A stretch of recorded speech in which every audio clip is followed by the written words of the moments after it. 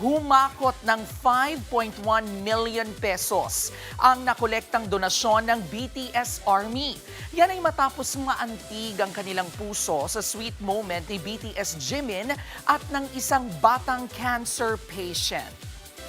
Maybe I know someone deep in my soul. Kinagiliwan ang pagyakap at paghalik ni Jimin sa pisngi ng isa sa mga batang dumalo sa kanilang arirang concert sa Texas. Kumalat naman ito sa social media at pumukaw ng inspirasyon sa fans. Kaya naman naglunsad ang Army at ang isang non-profit organization ng fundraising campaign para sa mga batang may sakit na cancer. Doon nga po sila nakalikom ng higit 5 million pesos. Mga kapatid, Jervy Wrightson po. Eto na nga. Para sa latest showbiz news at iba pang kay-alaman, mag-follow at mag-subscribe na sa social media pages ng News 5.